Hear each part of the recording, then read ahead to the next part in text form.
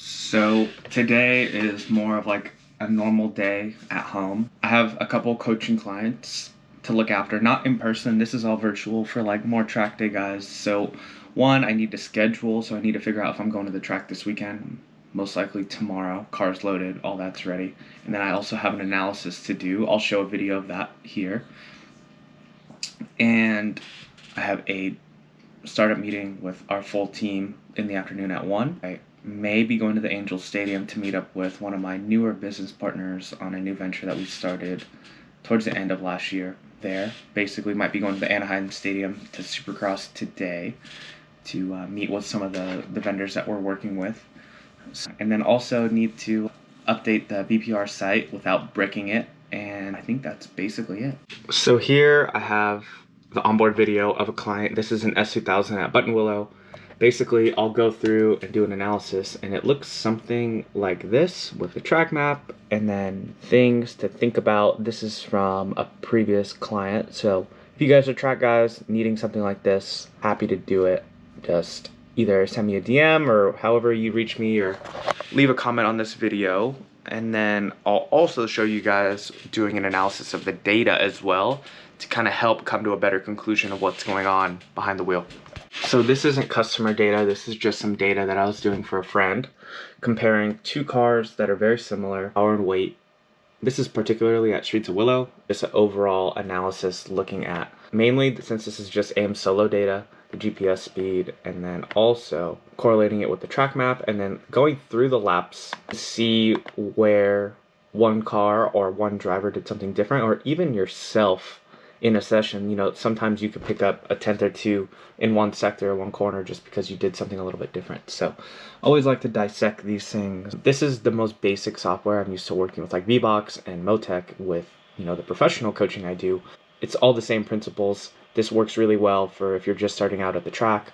Make sure you get yourself some aim solo, and also you're missing out if you're not using this Race Studio software to analyze what's going on, as well as your onboard video, so that the next time you go, you have an idea of what's going on and what you can improve on, and you're not just going, putting new parts on the car, or just kind of going and pushing harder, hoping that you go faster.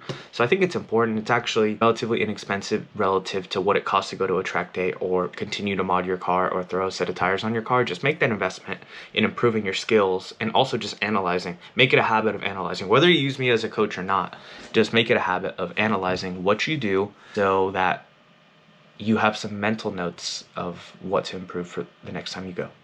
Also, like I said, the purpose of these videos is, one, it's not for views. It's so that I could look back, you know, wherever I am in the future and see what my life was like at this stage of my life. And two, I feel like these are a perfect catalyst to not procrastinate because I feel accountable. So here, this is a business card of a team owner that I met last year, a Toyota team in IMSA. No formal plans of working together, but frankly, I need to send them a text and check in. I haven't, you know, spoken to them since, and that's a mistake. If a young person is watching this, please don't make this mistake. I love that I'm making this video so I could say that out loud. Just check in with people. As soon as you get their card, text them, email them, whatever you get. I've been pretty good since then, but I found this card the other day and I realized, what the hell, I need to make this connection. So I'm gonna do that now. So I just sent that text. Feels good. I had it on a list of people to reach out to, not that long, less than a week. I just try to put things, I use ClickUp because there's so many, my mind gets so scattered with all the things I have to do. I just try to put things on a list to just analyze, okay, what's been done, what needs to be done, so it doesn't sit in my head. And yeah, I sent a text basically like, hey, this is Nikki Hayes. We met at Road America last year. My friend Jaden Conroy introduced us, who was driving for him at that weekend. Not asking for anything, just connecting. He's in North Carolina, but he's got a 714 number from out here. I think he lived in Costa Mesa at the time when he drove for Toyota. Just sent, you know, hey, this is Nikki, and then sent my website as a reminder so he could put a face to the name.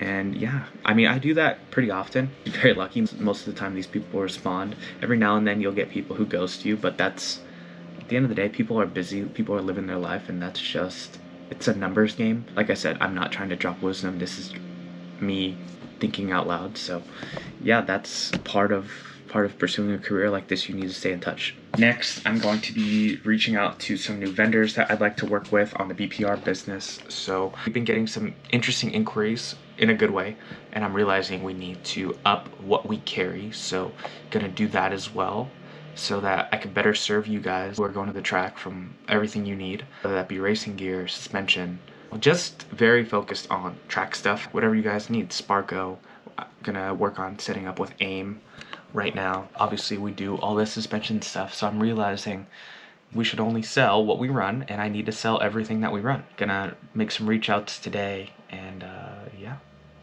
A couple more things to do today.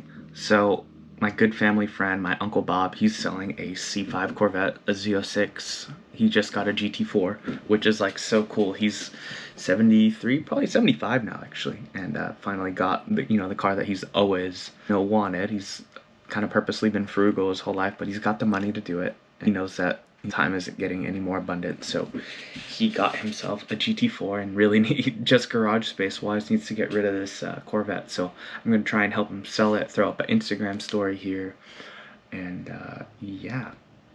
And also at the same time, I need to I have a client with a Corvette that needs some help with suspension, so gonna do some sourcing, put together a quote for them so that we can move forward. As you know, this industry, as a driver, you either have to have private money or you need to have sponsorship. And yeah, been fortunate to have some very great people back me, but you're always looking for more in order to take that next level in your career. So we have marketing decks. We just finished a new one up for 2025 with updated information. I want to be more flexible too. I currently, have my eye on a certain plan of racing in Europe, but that could change. You never know where the opportunity is going to come. Knowing that the opportunity can come from everywhere. It could be to go to Asia, it could be to race in Europe, or it could be here in America, in IMSA. So just constantly trying to provide value to the people that I work with, and that could be all around the world. And also, open-minded to opportunities with people that I haven't even met yet. As a note to my younger self, and also to myself now, all the limitations that are in my mind, your mind, anybody's mind, they're all made up, because at the end of the day, all the people who have made it, all the people who are very wealthy, done anything big, they chose to not have a limitation on what they could achieve. And I want that for myself. I want that for anybody watching. It's super easy to say. After that shootout I went to in November, I was feeling really down, also fired up based on some things that happened. And that stimulus doesn't always exist. Getting punched in the face, figuratively, doesn't always exist. So on a normal day in everyday life, trying to bring that fire, trying to remember to stay in that headspace is definitely not easy. As a human, trying to get to that space is something that I always strive for, especially when I'm not behind the wheel. Because when you're behind the wheel, you have that stimulant. You're just trying to win, go fast, whatever. But how can you apply that same mantra to everything you do so that you can continue to pursue your dream or just be successful at whatever you're doing?